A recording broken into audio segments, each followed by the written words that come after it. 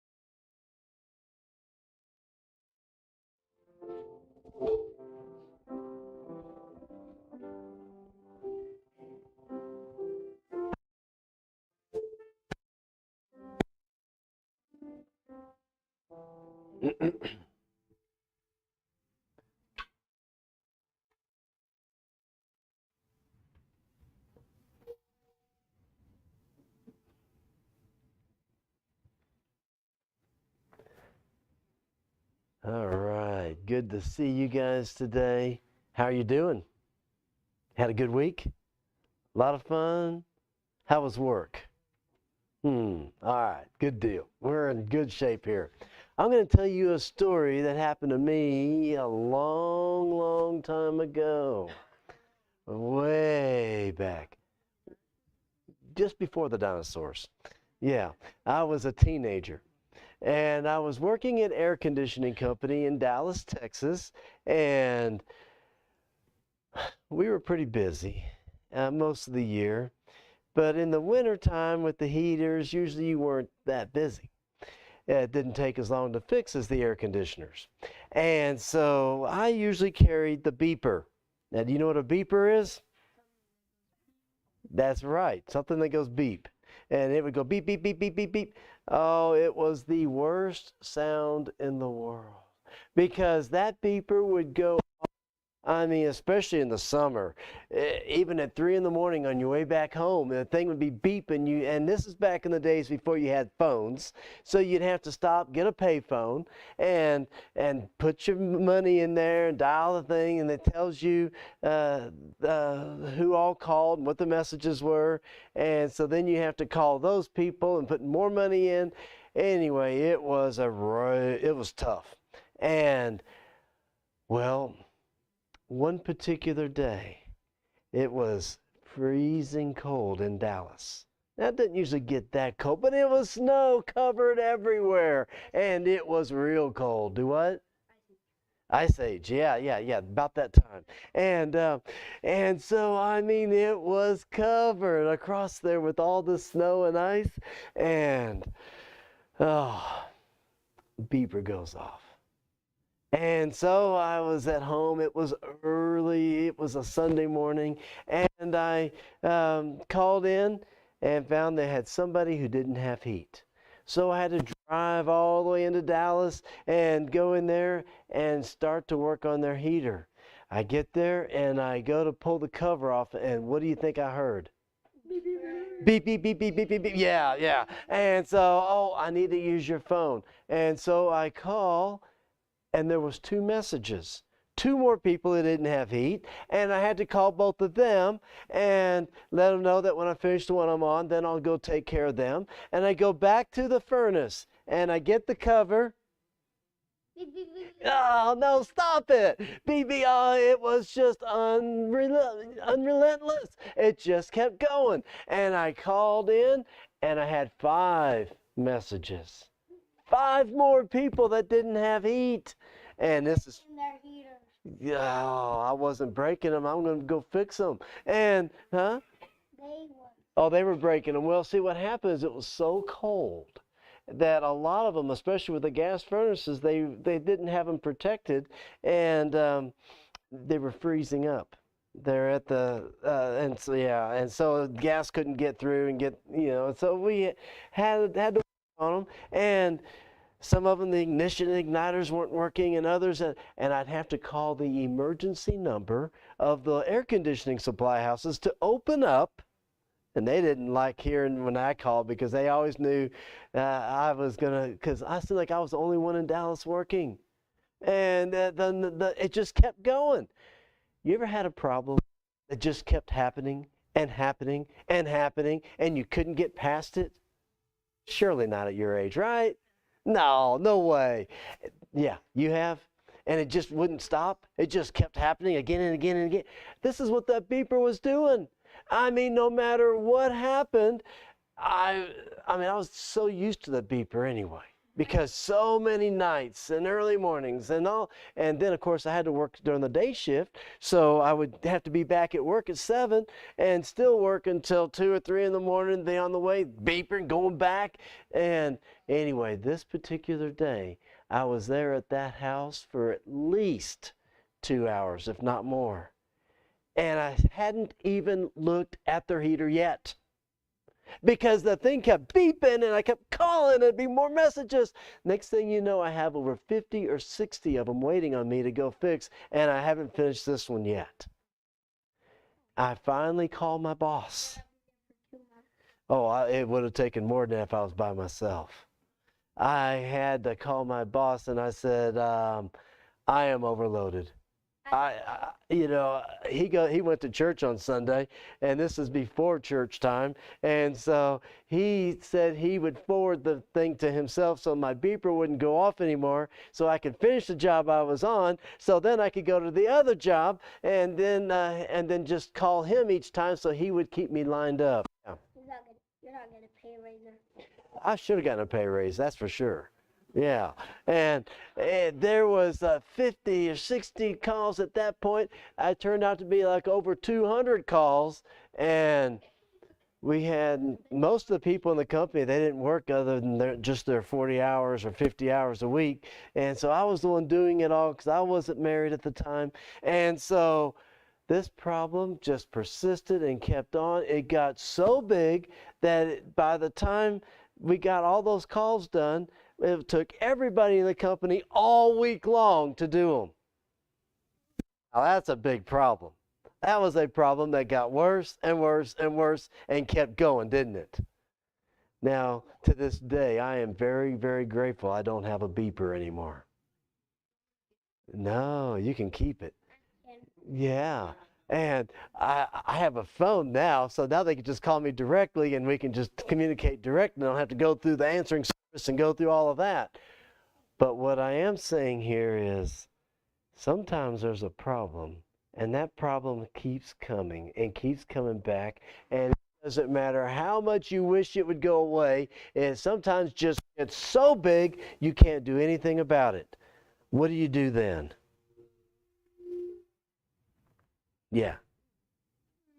Pray. Exactly right. Only God can handle the big problems. And you know what God says about the big problems? Oh, that was just a little thing. Yeah, I get that. I can get that for you. Yeah. What if we put a beeper on your phone? What if you put a beeper? You know, I actually was thought about, I mentioned that earlier, and I started to look it up today and got distracted. I was going to get you a sound of a beeper so you get to hear it. The guys that are here that had to carry beepers before, every one of your heart just about stops every time you hear that beeping sound. It was just such a horrible thing. Do what? If you put it on it right now, everyone's heart would stop. No, they wouldn't stop. But it was very sickening sound. It was just an awful thing. And so, but now I have this sound on my phone that makes everybody else go, ugh, but I have to have it so I can hear it. It's really loud, electronic sound, and it's a noise that will wake you up in the middle of the night, won't it? It will get you right up, but at least I can hear it when I'm doing activities and helping people and working on their houses and stuff. All right, so you know what to do when you have a big problem, right? Pray. You can go back to your seats. Good job.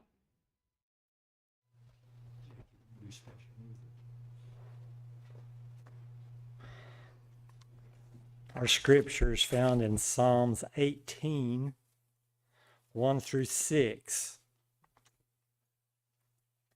I will love thee, O Lord, my strength.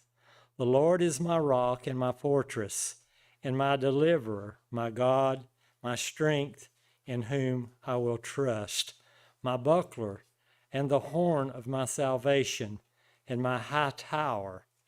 I will call upon the Lord, who is worthy to be praised. So shall I be saved from mine enemies. The sorrows of death compassed me, and the flood of the ungodly men made me afraid. The sorrows of hell compassed me about, and the snares of death prevented me. In my distress I called upon the Lord and cried unto my God. He heard my voice out of his temple, and my cry came before him, even into his ears.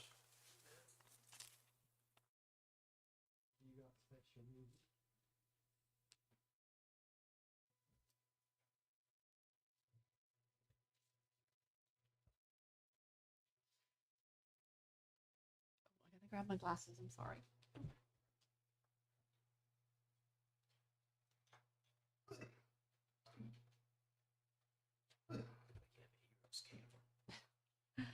Good morning, everyone. Happy Sabbath. What a great day to be in the house of the Lord together. Amen.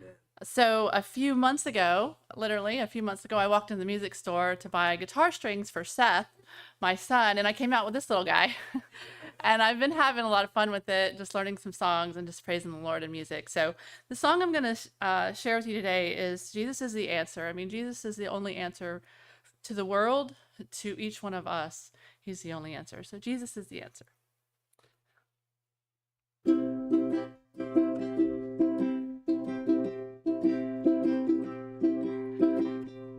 Jesus is the answer for the world today. Above him there's no other. Jesus is the way. Jesus is the answer for the world today. Above him there's no other. Jesus is the way. If you have some questions in the corners of your mind, traces of discouragement, a peace you cannot find, reflections of your past seem to face you every day. But there's one thing I do know, Jesus is the way. I know you've got some mountains you think you cannot climb. I know sometimes the sky is dark, you think the sun won't shine. In case you do not know it, the word of God is true. Everything he's promised, he'll be sure to do. 'Cause Jesus is the answer for the world today. Above him there's no other. Jesus is the way. Jesus is the answer for the world today. Above him there's no other. Jesus is the way.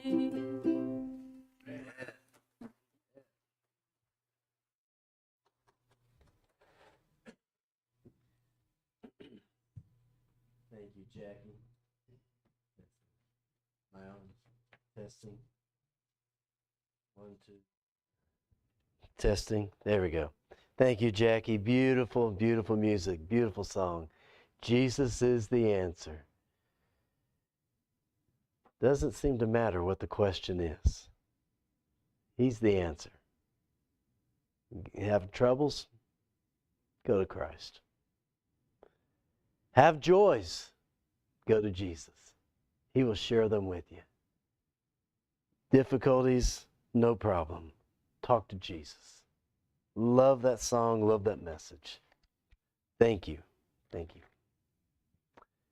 We have been going through a series on the life of David and looking at some of the experiences that he's had. And there are things that have happened in David's life that I pray none of us will ever have to experience.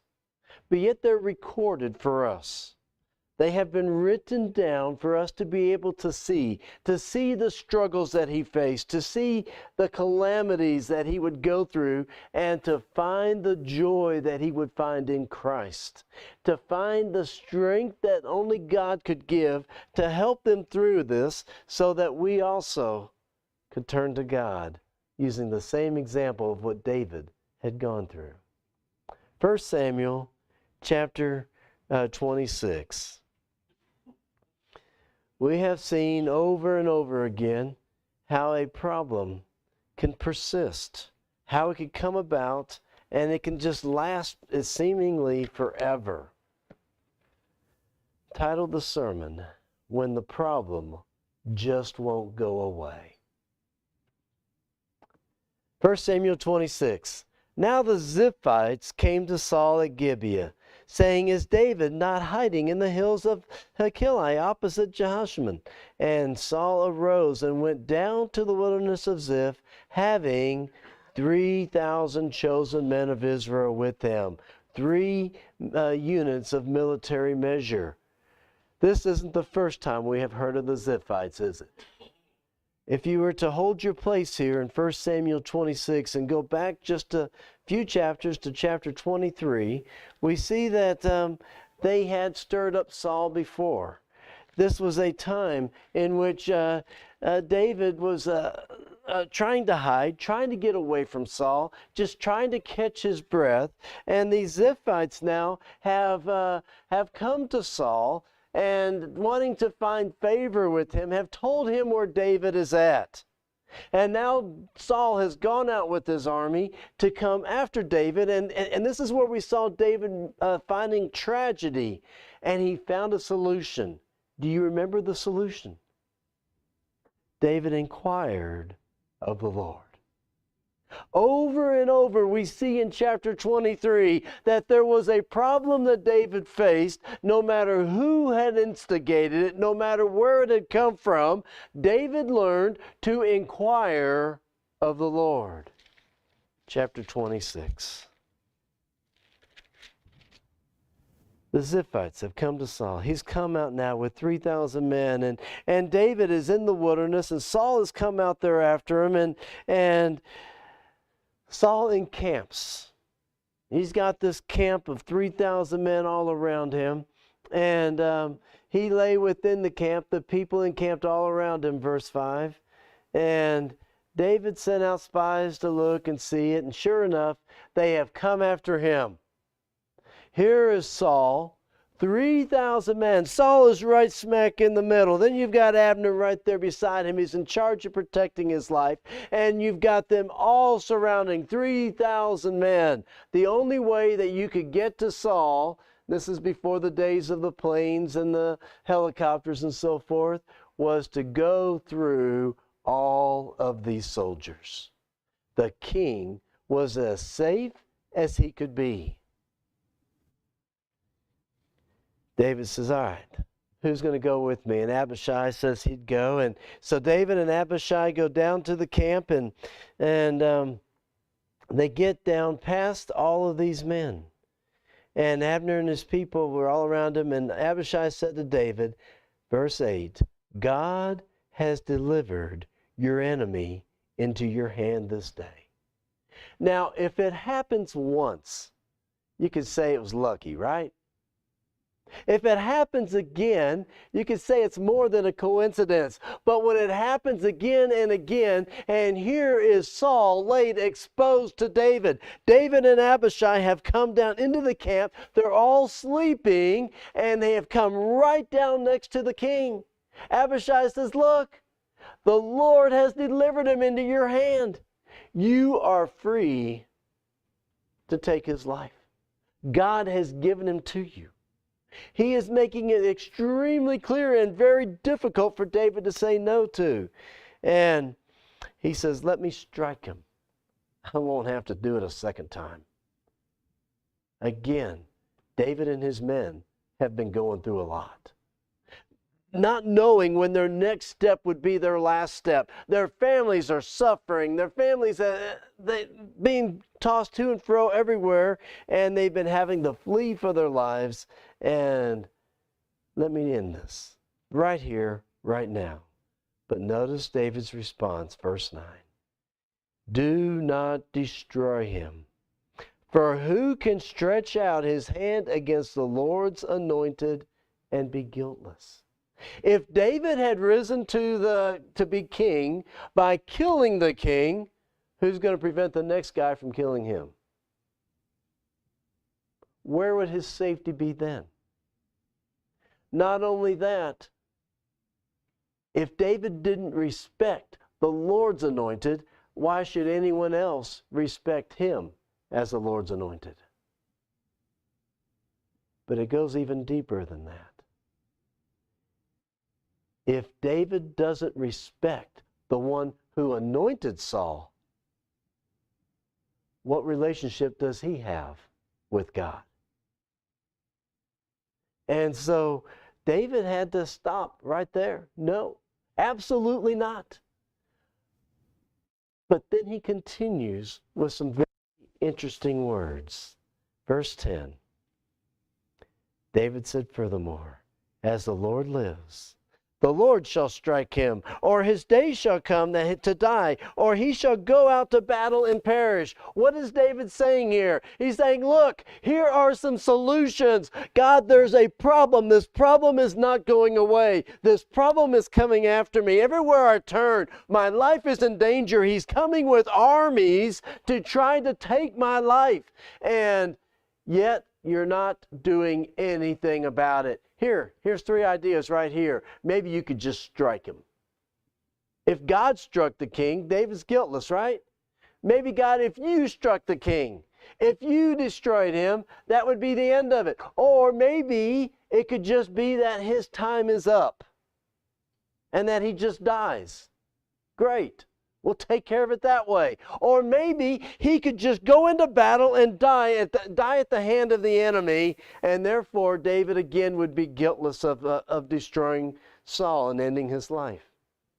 3 simple solutions.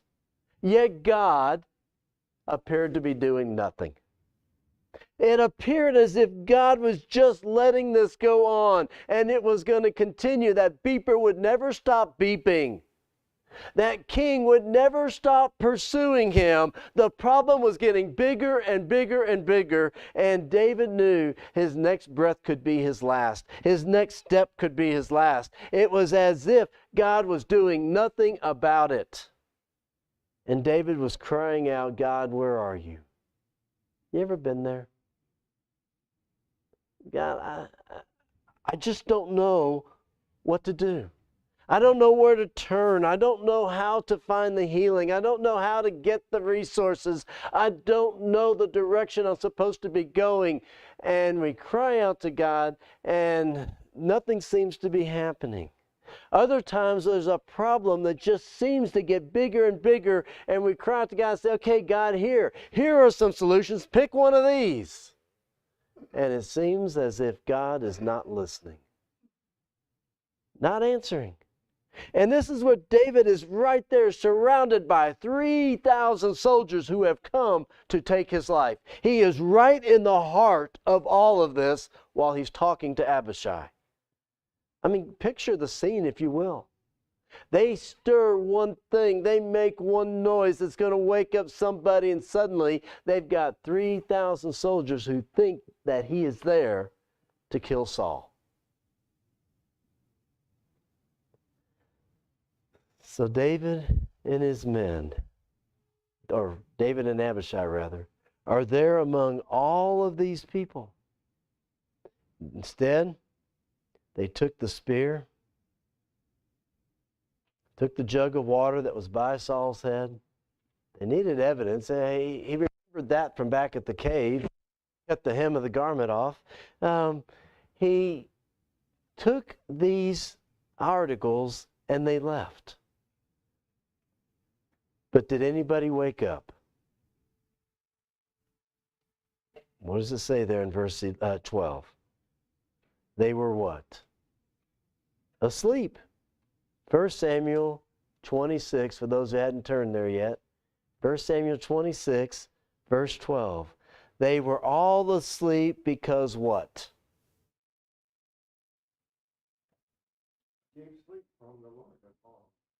A deep sleep from the Lord had fallen on them. What's going on here? God is working.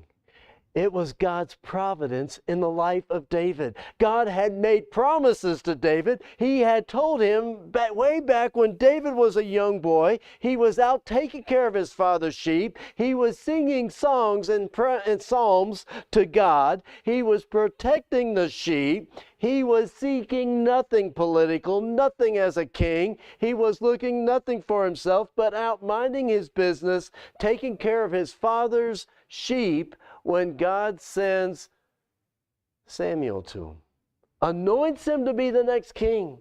It is God's promise that he is going to be king. It is God's plan for his life, for him to be the next leader of the people of Israel.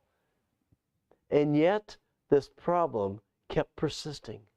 This problem of Saul, this fear for his very life, it just happened again and again and again, and there seemed to be no end to it. And it was easy to come up with the solutions, saying, God, where are you? Why are you doing nothing? And meanwhile, 3,001 were sleeping all around him in a deep sleep from the Lord, showing God's providence and working in the life of David, even while David is there running for his life. David had no business running for his life. What had God promised him? You'll be the next king. Was David in danger? There's an army of 3,000 men coming after him. Was David's life in danger? It's easy to say now, looking back on it, no. No. There's a deep sleep on all 3,000 of them from the Lord. His life was never in danger. He walked every step as if it would be his last step, because all evidence around him said to the contrary. But if God makes a promise, God will keep that promise. If we can learn to put our trust in Him and learn that Jesus is the answer and put our faith in Him, we will find that these problems that we thought were so big, that would just never go away, that just seemed to get bigger and bigger and bigger, were not that big of a deal to start with if we could just learn to truly trust in the one who cares for you more than life itself. Took that spear, took that jug of water, went off the hill, hollered at them, woke them up. Abner, you deserve to die. You didn't protect the king. Look, I've got the king's spear. I've got the jug of water that was by his head as he slept. I had someone with me that wanted to take his life, and you didn't do a thing about it. You deserve to die. Here's Abner out there, all this big, like I'm the one I'm going to protect. I'm going to do all of this. And he was sound asleep. And he calls out to Saul, and he makes amends again. And Saul apologizes even deeper than before. Come back, my son David, come back. I will harm you no more. I've been foolish in all that I have done. Instead, David says, send somebody up here to come get your spear. Come get your jug of water. Did David trust him? He had not been good to his word from the very beginning. Did he trust him this time? Chapter 27. David said in his heart, now I shall perish someday by the hand of Saul. See what he's saying? He is saying that Saul, or this problem that is coming to take his life, is more powerful or more real than his walk with God. He doesn't know that's what he's saying, but that's what he's saying. Because God has made it extremely clear that He is going to be with him, that He's going to protect him, and David is walking in fear. Much like many do today. Afraid of the illnesses and the diseases and the pestilences and the plagues and so forth, and the time of trouble that's coming upon this world such as never has been nor ever shall be. And they walk in fear, and they're not aware that there is a God around them who can pick them up, who can carry them through, and will help them to be able to find eternal life and not to worry about the simple things in this world. Don't worry about what you're going to eat, what you're going to drink, what you're going to wear. The heathen, they can worry about all this stuff, but you have a heavenly Father who knows you have a need of all of this. Don't worry about all of that. What was God's promise to David? He'd be king. Was he king yet? Why then was he saying in his heart that he's going to perish by the hand of Saul? He had forgotten the promise of God. He knew it, but he wasn't living it. There is nothing better for me that I should speedily escape to the land of the Philistines. Back in chapter 23, we notice that when this problem came, what did David do? He inquired of the Lord, right? What does he do this time? Does he talk to God? Does he consult with God? Does he say, okay, God, what is your plan? Do you want me to go to the land of the Philistines? Because God would have heartily said no. As the story progresses, we find this is one of the great mistakes that David had made in his life. He went speedily, it says. He hurried up. He got there as quick as he could. He didn't talk to God. He didn't work this out with God. He went to the Philistines, the enemies of God's people. He says, let me get there so Saul will forget about me and stop pursuing me, and I can escape out of his hand. And David arose and went with his 600 men who were with him to Achish, the king of Gath. Do you remember who Achish, the king of Gath, is? David had had experience with this man before. He had gone there before. In fact, it's in chapter 21, holding our place again, looking back at 21. We had kind of skipped over chapter 21 because we had talked about it a couple years ago.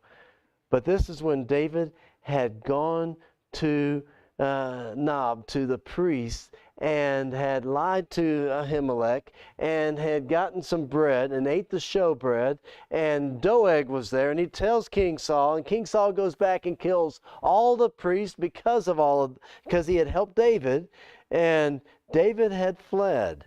Looking at verses 10 through 15. David arose and fled that day before Saul, and went to Achish, the king of Gath. And the servants of Achish said to him, Is this not David, the king of the land? David wasn't even king yet. And the enemies of God's people knew that David would be the king. Everywhere that David had turned, Abigail in the last chapter had mentioned that he would be king. Saul himself knew that David would be king. Jonathan had acknowledged. Here you have the enemies of God's people. Is not this the king of the land? Did they not sing of him to one another in the dances, saying, Saul has slain his thousands and David his tens of thousands? This is going to come up again more than once. This refrain that had come out, it was a song of glory when he had killed Goliath, but it comes out again and again. David took these words to heart and was very much afraid of Achish, the king of Gath. Notice this. He had fled to Achish, king of Gath, because he was afraid of his life because Saul was chasing him. Do you know what David had in his hand? He had the sword of Goliath. If you look back a few verses, that was the only sword he had, was the sword of Goliath. Here David is walking into Gath, where Goliath is from, and all the people have no trouble figuring out who he is. Not only did they know him, he has Goliath's sword. David's terrified now of Achish, the king of Gath, and he changed his behavior before them, pretending to be mad in their hands, scratched on the doors of the gate, and let his saliva down his beard. And Achish said to his servants, "Look, you see the man is insane. Why have you brought him to me? Have I need of madmen, that you have brought this fellow to play the madman in my presence? Shall this fellow come into my house?" This was David's first experience with Achish. He had gone there. The people had turned on him. He was afraid for his very life and has to pretend to be crazy, letting his saliva run down his beard, scratching on wood, making it look like he's become some wild animal, just to save his life. Where is our source of strength? Where is our hope? You mentioned earlier, Jackie, every breath is a blessing from God. The fact that we are breathing is another remembrance or reminder that there is a God who gives us breath. Every time our heart beats, it's a beat reminding of a Creator God who put that heart within us and breathed his breath into our nostrils.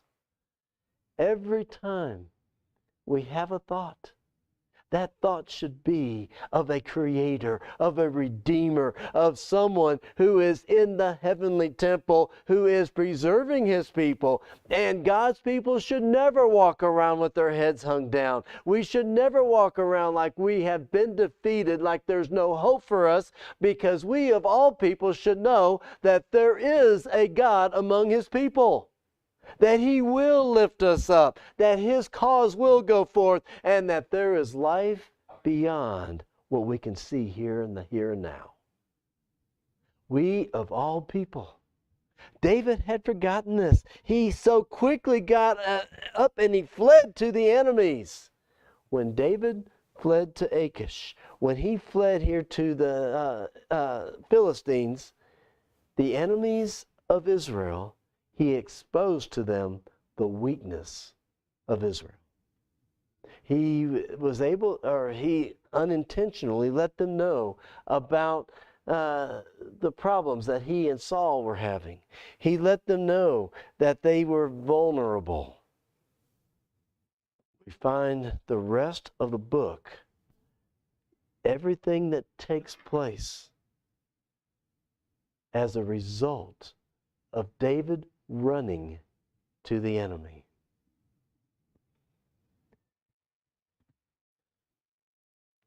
The war that would take place. The next chapter where Saul would die. Jonathan, whom he loved more than a brother, would die. We'll go more into that next time. But I wanted you to recognize that when we take matters into our own hands and we turn to an enemy instead of turning to our God, there are results to such decisions. David had made a huge mistake. He had gone the wrong direction. And now he's having to be deceptive. He went out, he actually brought all of his wives with him, their families, their stuff. Then he asked Achish for a little town. He gives him Ziklag, which the Israel kept even after this. But David and his men pretended to go into the land of people who were serving other gods instead of having faith in the one true God. This is where he made the biggest mistake. Even later in life, the people that he was now to lead with all of his courage and his faith and his trust in God, they would look to him and say, "Yeah, but you went to serve other gods. You went after the gods of Achish and the Philistines. You were over there for a year and a half. Who were you serving over there? Because the land of promise was here. This is where God said we dwell, and you were over there. From every aspect of his life, he had let God down. Really, he let us down too. Because I truly believe that these scriptures would have read a little differently if David would have stayed right there, if he would not have hid from Saul, if he had not have fled and not have fled to these other countries, we would have seen miracles written in these pages that only God knows about. Stories that we can only imagine and dream about of what deliverance God could have done for David. And I just want you to stop and think about it. How many times has God wanted to work that miracle in your life?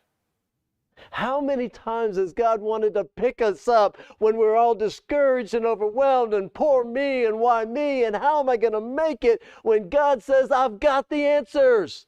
This is a little thing. This is something I can do. This is something I can take care of. Why are you running?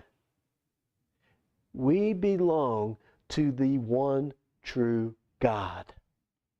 We belong to the one God who can bring the healing, the one God who can bring the answer, one God who can bring safety, and we don't have to flee after some other powerful king or some other place that we can find our refuge. Seek after, serve after God. David, looking for a place to be able to worship God, he asked for that little city in the country and was given Ziklag. And meanwhile, for a year and a half, you know what David did? Verse 8. Chapter 27, verse 8. David and his men went up, raided the Gershites, the Gerzites, the Amalekites. These nations were the inhabitants of the land were from of old, as you go to Shur, even down to the land of Egypt. Whenever David attacked the land, he left neither man nor woman alive, but took away all the goods, the sheep, the oxen, the donkey, the camels, the apparel, returned and came to Achish. He brings the spoil back to the enemy of God. He brings them back to Achish. He is winning favor with Achish. Achish says, okay, where'd you go? Where'd you get all this good stuff from? He says, I attacked Judah. I went after God's people. I attacked them. And now Achish is like, wow, they must hate you. Look at how much destruction you have done to them. They must really, you're going to be with me forever. And so David in his deception has this union with this heathen king that he now can feel safe amongst him because he has lied to him.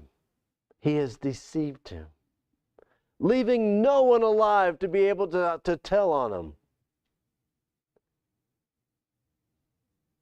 What David has done is created a terrible environment, because David was the one who could show what God can do when he's with his people.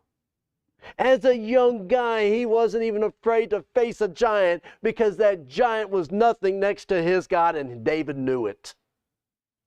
He knew what God could do for him, through him. And he went out there against a giant without even shaking, without a quiver in his voice, without a doubt in his mind. And if David could have continued that in these years where he was fleeing for his life, he could have shown, and God could have done so many amazing and miracles, powerful things for him, that we could have even a greater understanding of what God could do for us. But it's easy to look back at David. It's easy to look back at the mistakes of other people. It's easy to say, why couldn't they just trust in God? We see who God is. We know how powerful God is. Why would he have to be afraid of him? And yet, way too often, God's people walk around in shame.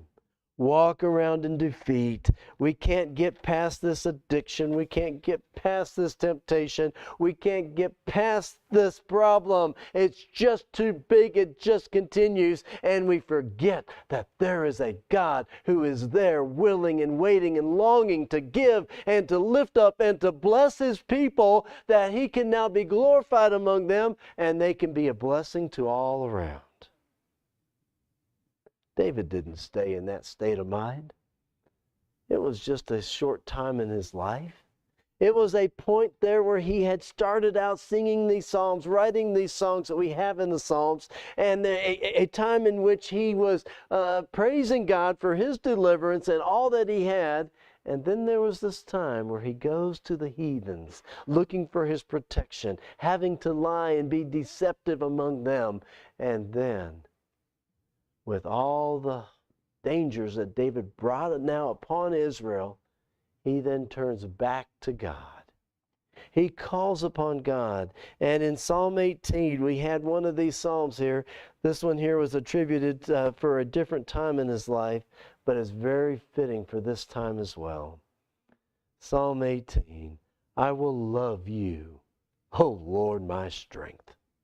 The Lord is my rock and my fortress and my deliverer. He couldn't go to Achish and find help. He couldn't go to the Philistines and find help. They could never be united. He worshiped God. They worshiped gods.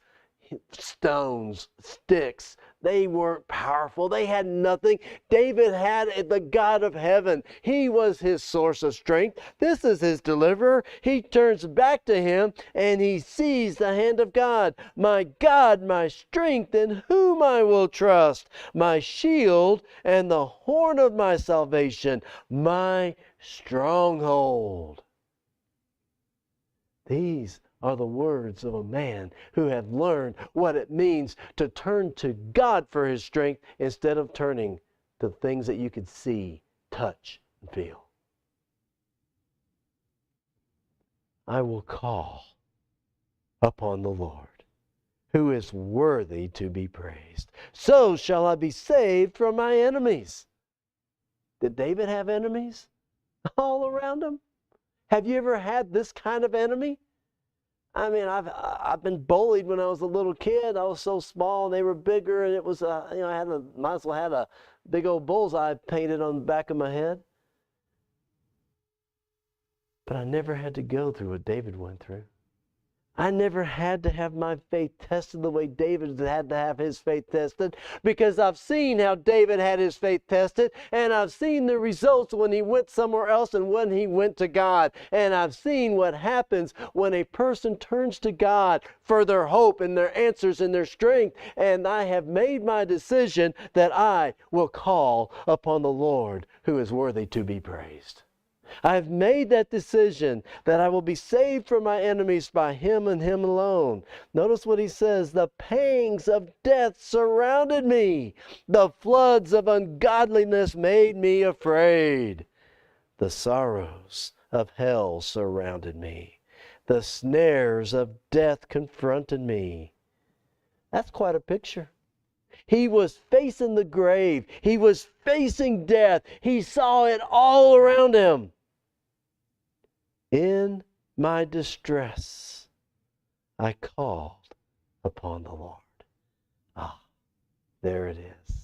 David had done that in chapter 21. When he had faced this danger, when he had gone through all of this, he had called upon the Lord, and God had given him the answer, and He had given him the direction, and he knew where to turn and where to go. Here, finally, in my distress, I called upon the Lord and cried out to my God.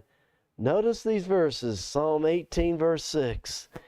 He heard my voice from where? From His temple. He heard my voice from His temple, and my cry came before Him, even to His ears. People of God today, if you call upon the name of the Lord, will He hear you? Where is He at? Oh, He's in His holy temple, yes. The Holy Spirit is here among us, and brings our prayers. We don't even know how to pray. We don't even know what to ask for. And yet, He interprets it. He translates it for us. He gives the prayers right to the very ears of our Father God in heaven, in His temple, as Jesus is there pleading His blood for our salvation, pleading for our safety, for our strength, for our eternity. We call upon God, and God answers that prayer. He hears that prayer. You see, He is a shelter in the time of storm. It is only through God that we can find that safety. Quite often, we use the words, well, all I can do is pray. Well, that's the best thing you can do. That's the greatest thing you can do, because I'm not so interested in what any one person can do. I'm interested in what He can do. And what God can do is so much greater than any of us can imagine, think, or begin to come up with. Trust it to Him. A shelter in the time of storm. He is the rock. He is the foundation. He is the Redeemer. He hears us from His holy temple, and He answers. Was it the way David expected? Oh, he can just kill Saul.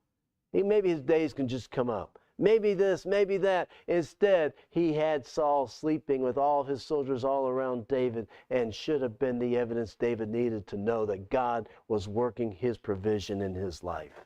Today, it's easy to forget about all the things that God is doing for us. It's easy to overlook all the many miracles that He does, and day to day, and all the blessings that God gives. But learn to trust, because He alone is the shelter in the time of storm. Will you trust God? Will you turn your life completely to Him? Let God lead in your life no matter what situation. When that problem just won't go away, will you give it to God and let Him take care of it? If you will, stand with me right where you're at as we sing Shelter in the Time of Storm, hymn number 528.